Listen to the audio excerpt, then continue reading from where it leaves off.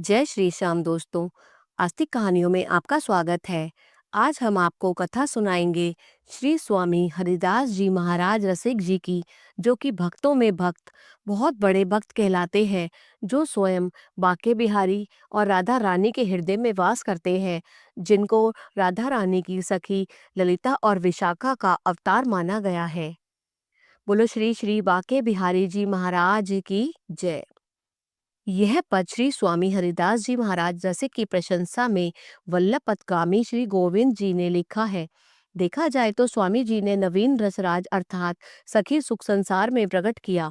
अखिल रसिक चक्र चूड़ामणि परम रसावतार श्री श्री स्वामी हरिदास जी महाराज इस भूतल पर नित्य विहार को प्रकट करने के लिए प्रिया प्रियतम के निज महल से अवतरित हुए। उस समय विधर्मियों का साम्राज्य था। धर्म कांड और कर्म कांड के भंवर में फंसा हुआ था। तब तक वह अति सूक्ष्म धर्म अर्थात नित्याविहार स्वामी जी महाराज ने प्रकट किया। जिन्होंने जिस रस रीति का प्रवर्तन किया वह अनोखी थी। जिस पद को प्राप्त करने के लिए बड़े बड़े मुनिजन नेत्र बंद कर नासिका पकड़कर ध्यान साधते हैं, वेद जिस पथ का कहीं कहीं वर्णन करता है, उसी अनन्य रसिकों के बांके पथ को स्वामी हरिदास जी महाराज ने विश्व में प्रकाशित किया। श्री स्वामी हरिदास जी महाराज इस धराधाम पर 1535 ईस्वी में भाद्रपद शुक्ल अष्टमी को उस समय अवतरित हुए, जब व्रज में श्री राधा जी का जन्म महोत्सव मनाया जा रहा था। उनके पिता प्रसिद्ध रसिक शिरोमणि श्री आशुधीर जी महाराज थे और माता का नाम श्री गंगा देवी था। ये सारस्वत ब्राह्मण थे। यह परिवार मूलतः पंजाब के मुल्तान प्रदेश का निवासी था, परंतु ब्रज प्रेम के वशीभूत होकर आशुधीर जी महाराज कोल व्रज की कौर जो थे आकर बस गए थे। वहीं श्री स्वामी हरिदास जी महाराज का जन्म हुआ और उन्हीं के नाम पर उस पवित्र परम स्थान का नाम हरिदासपुर प्रसिद्ध हुआ। यह वर्तमान अलीगढ़ से 6 मील खेर मार्ग पर अवस्थित है। वहाँ खेरेश्वर मंदिर है और प्रतिवर्ष भारी मेला लगता है। इस गांव में श्री स्वामी हरिदास जी के भाइयों श्री स्वामी जगन्नाथ जी एवं गोविंद जी का जन्म हुआ। श्री स्वामी जगन्नाथ जी स्वामी हरिदास जी महाराज के अनुवर्ती होकर बाद में वृंदावन आकर रहे। श्री स्वामी हरिदास जी अपने दिव्य गुणों का प्रकाश करते हुए घर में 25 वर्ष तक रहे।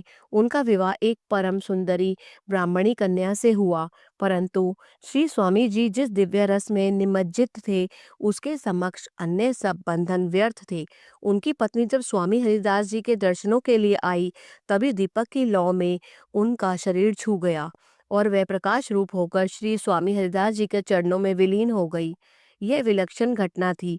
श्री स्वामी लालदास जी ने लिखा है, अपने समस्त धन धाम का परित्याग कर श्री स्वामी हरिदास जी अपने पूज्य पिताजी आशुधीर जी महाराज से दीक्षा लेकर श्री धाम वृंदावन में परम रमणीय निधिवन नाम नित्य विहार की भूमि में आकर निवास करने लगे। श्री धाम वृंदावन एक गहन वन था। स्वामी हरिदास ने वृंदावन को प्रकाशित किया और इस परम विलक्षण रस रीति का प्रवर्तन किया। स्वामी हरिदास जी श्रृंगार उपासना में बड़े दृढ़ और धीर हुए। आपको नेम प्रेम युगल नाम श्री राधा कृष्ण से था। श्री कुंज बिहारी को नित्य जपा करते थे। रसराज अर्थात सखी सुख के अधिकारी थे। श्री प्रिया प्रियतम की केली विहार को सदैव देखा करते। संगीत कला में गंधर्व से बढ़कर के थे। अपने गान से श्री युगल सरकार को तुष्ट रखते। उत्तम उत्तम भोग लगाया करते। प्रसाद संतों तथा बंदरों, मयूरों, मछलियों को भी बड़ी प्रीति से अर्पण करते थे। आपके दर्शन के लिए राजा लोग द्वार पर खड़े होकर रहा करते थे। श्री स्वामी हरिदास जी महाराज नित्य निकुंज लीलाओं में ललित स्वरूपा थे। वे नित्य विहार के नित्य समुद्र में रसमग्न रहकर प्रिया प्रियतम के से साक्षात्कार करते हुए उन्हीं की केलियों का गान करते थे, परंतु लोगों को भी निकुंज के प्रिय प्रियतम का दर्शन लाभ हो सके वे नित्य प्रभु से प्रार्थना करते, क्योंकि सच्चा भक्त तो अपनी भलाई के साथ लोक कल्याण चाहता है। अंततः श्री जगन्नाथ जी महाराज एवं रसिक जी की प्रार्थना पर श्री बांके बिहारी जी महाराज के दिव्य विग्रह को निधिवन से प्रकट किया। स्वामी जी महाराज के इंगित करने पर जिस समय प्रकाश गुफा से श्री बांके बिहारी जी महाराज प्रकट हुए, उस समय प्रिया प्रियतम मुस्कुरा रहे थे। अनंत रूप, राशि, उज्ज्वलतम प्रभा सौंदर्य जगमगा रहा था। प्रिया प्रियतम के उस अपूर्व रूप का दर्शन कर उपस्थित जन धन्य हो गए। तभी स्वामी हरिदास ने प्रिया से कहा, आपके सौंदर्य को लोग सहन नहीं कर पाएंगे, अतः आप दोनों एक ही रूप में प्रकाशित होकर दर्शन दें। श्री बांके बिहारी जी महाराज के दिव्य श्री विग्रह में प्रिया प्रियतम दोनों का सम्मिलित रूप और प्रकाश है। स्वामी हरिदास जी के प्राणाराध्य लाडले ठाकुर है।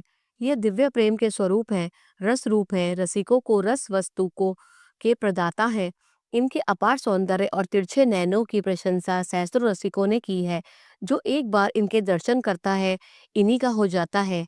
आज श्री धाम वृंदावन में भक्तजन प्रमुखतः श्री बांके बिहारी जी महाराज के दर्शनों के लिए आते हैं, उनके दिव्य उत्सवों का आनंद लाभ करते हैं। श्री जगन्नाथ जी महाराज के श्री बिहारी जी की सेवा का दायित्व स्वयं श्री स्वामी हरिदास जी महाराज ने सौंपा। उन्होंने श्री बिहारी जी को अपने प्राणों से अधिक लाड लड़ाया। तभी से उनके वंशज श्री बांके बिहारी जी महाराज की परंपरा से सेवा करते आ रहे हैं। इनके वंश में एक अनेक मनीष एवं रसिक महापुरुष हुए हैं। श्री विट्ठल विपुल जी एवं बिहारीन दास जी इस वंश के रत्न थे। श्री स्वामी हरिदास जी महाराज संगीत के महान आचार्य थे। जिस समय ग्वालियर का राजा मानसिंह तोमर संगीत के विद्वानों को एकत्र कर ब्रज भाषा में ध्रुव पदों की रचना का प्रयास कर रहा था, उसी समय श्री स्वामी हरिदास जी महाराज इस ब्रज भूमि में प्रिय प्रियतमा के रस से सरोबार ध्रुव पदों की रचना कर रहे थे। ध्रुपद परंपरा के प्रवर्तन का श्रेय वस्तुतः स्वामी हरिदास जी महाराज को ही प्राप्त है। इनकी ध्रुपद परंपरा दरबारी ध्रुपद परंपरा से भिन्न, अतिशय प्रभावी एवं उपासनामयी है। इनके संगीत शिष्यों ने संगीत का प्रचार प्रसार किया। तानसेन को भी उनके दिव्य संगीत का एक कण मात्र प्राप्त हुआ।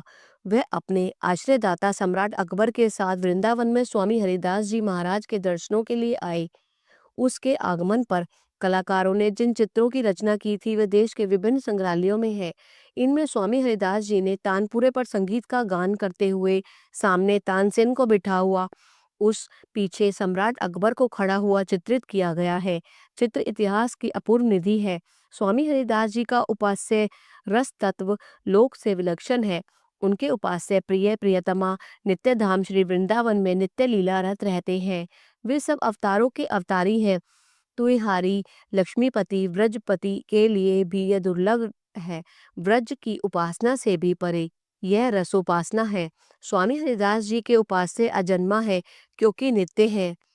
क्या कहूँ छवि आपकी नटवर नंद किशोर, संग लाडली भानु की सखियन की सिरमोर।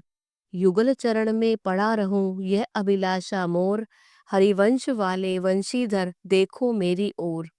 स्वामी जी जन्म कर्म से परे हैं। गाय ग्वाल गोप गोपीजन वे ब्रज का व्यवहार इनके रस देश से भिन्न है। इनके उपास्य नंद नंदन है। श्री राधा जी वृषानुजा है। द्वापर में श्री कृष्ण की लीलाओं में दिव्य रस प्रवाहित हुआ था। वे नित्य बिहारी श्री बांके बिहारी की एक कला मात्र है। नित्य बिहारी तो स्वयं रस के समुद्र है। प्रिय प्रियतमा और सहचरियां ही नित्य वृंदावन के रस को भोगता और रस प्रदाता है। उनकी लीलाएं कथामपि निमित्त नहीं है, वे नित्य हैं। श्री बिहारी जी दास जी ने कहा है कि कर्म धर्म भक्ति मुक्ति आदि की मर्यादाओं से आगे अंश कला अवतार और व्रज के रस सिंधु को तैर कर जो भी पार कर सकता है, वही स्वामी हरिदास जी को प्राप्त कर सकता है। इसलिए शांत दास्य सख्य वात्सल्य एवं मधुर आदि सभी भावों से परे तत्सुख सुखी तत्वमय सखी भाव से ही उस परम उज्ज्वल रस देश की उपासना संभव है। श्री स्वामी हरिदास जी महाराज द्वारा रचित अष्टादश सिद्धांत के पद श्री केलीमाल एवं उनके अनुगत महानुभावों की रस सिद्ध वाणियों में यही नित्य विहार नित्य प्रकाशित है। कहते हैं किसी भक्त ने ठाकुर बांके बिहारी के लिए इनको इत्र की शीशी भेंट दी। उस समय आप रेत पर बैठ युगल होली का आनंद ले रहे थे। आपने वे इत्र की शीशी वही रेत पर उंडेल दी। भक्त को बड़ा खेद हुआ कि इतना उत्तम इत्र महाराज ने खो दिया। श्री हरिदास जी महाराज भक्त के मन की बात भाप गए और अपने एक शिष्य से बोले कि इनको ले जाकर ठाकुर बांके बिहारी लाल के दर्शन कराओ। जब इत्रदाता ने बिहारी जी के दर्शन किए तो देखा कि ठाकुर जी के वस्त्र इत्र से गीले हो रहे हैं और सारा मंदिर इत्र की सुगंध से भरा पड़ा है। एक और भक्त आपकी सेवा में एक पारसमणि लाया और नाम की दीक्षा लेनी चाहिए। फिर आपने उस पारसमणि को पत्थर कहकर नदी में फेंक दिया, फिर उसको नमा दीक्षा दी। ऐसा चरित्र आपके बारे में बहुत मिलते हैं। देखिए उन पदों की गान रचना। आप सत्य ही कलयुग में ललिता सखी का अवतार रहे हैं। बोलो श्री कृष्ण भगवान की जय। जय श्री श्याम।